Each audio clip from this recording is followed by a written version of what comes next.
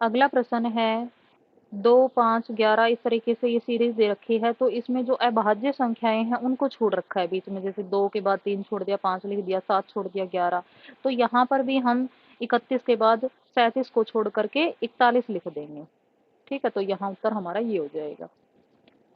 अब दे रखा है 2 कारें क्रमशः 45 किलोमीटर पर आवर एवं 60 किलोमीटर पर आवर घंटा की चालों से किसी गंतव्य की ओर रवाना होती हैं। यदि दूसरी कार को पहली कार की तुलना में 5 घंटे कम समय लगता है, तो यात्रा में तय की गई दूरी बताओ। अब हमें डिस्टेंस ज्ञात करना है, तो क्या कर देंगे, एक फॉर्मूला है हमारा, दोनों की जो स्पीड है वो बराबर करने के लिए हम x मल्टीप्लाई वाई और x plus y multiply by 5। ठीक है, तो ये हमारा जो इसको सोल्व करेंगे तो 900 किलोमीटर आ जाएगा, जो हमारा बी उत्तर होगा, देख सकते हैं।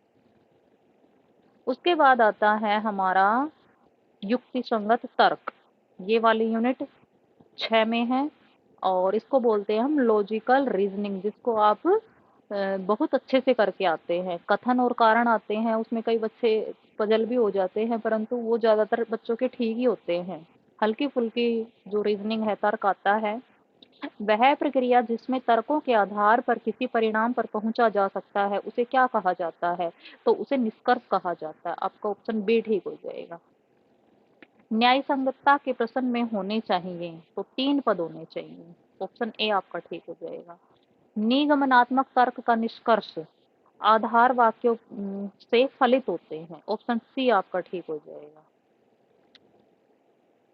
अब जो हमारी लास्ट यूनिट बचती है 7, सूचनाओं का विवेचन, जिसको आप बोलते हैं डाटा इंटरप्रिटेशन, और प्रैक्टिस सेट आपका 10 रहने वाला है। एक ये तालिका दे रखी है, इसमें हमें जो प्रश्न पूछ रखे हैं उनके उत्तर देने हैं। पूरी अवधि के दौरान कंपनी का औसतन कर्ज पर कितना ब्याज दिया, तो यहाँ पर एक जो कंपनी है उसमें निम्नलिखित जो मद हैं उन पर खर्च किया गया है। ठीक है, कि भाई इतनी इतनी वर्ष में वेतन पर इतना, ईंधन एवं परिवहन पर इतना, बोनस पर इतना, कर्ज पर ब्याज इतना और कर इतना। ठीक है, तो यहाँ पूछा है कर्ज पर, तो कर्ज ये वाला कर्ज पर सारों को टोटल करके और इनकी जो संख्या जब औसत निकालते हैं तो क्या करते हैं, योग प्लस संख्या। तो योग इनका कर लिया और संख्या देख लेते कितनी है, ये 1 2 3 4 5 से इसको भाग कर देंगे 183.3 को। उत्तर हमारा आ जाएगा ये वाला डी, ऑप्शन डी आपका ठीक हो जाएगा। उसके बाद देखते हैं अगला प्रश्न, वर्ष 1998 में सभी मदों पर कुल खर्च वर्ष 2002 के कुल खर्च का कितने प्रतिशत है। तो अब देखो सभी मदों पर पूछा है 98 में, तो ये वाले जोड़ लेंगे और 2002 वाले जोड़ लेंगे, और जो 2002 वाले हैं उसका परसेंट निकाल लेंगे। तो देखते हैं 1998 में सारा जोड़ा तो हमें कितना मिला, 495.40, और 2002 में जोड़ा तो 713.36।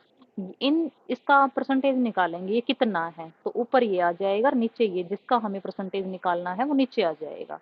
तो ये कितने परसेंटेज है, मल्टीप्लाई बाई 4, इसको सोल्व करेंगे तो ये वाला आ जाएगा आपका सी, ऑप्शन ठीक होगा। तो इसी के साथ ही भाई मैंने ये 4 यूनिट से प्रश्न पूछ लिए हैं, 4 क्या, मैंने तो सारों से ही पूछ लिए हैं। आपको कितने समझ में आए कितने नहीं, कमेंट में बताना।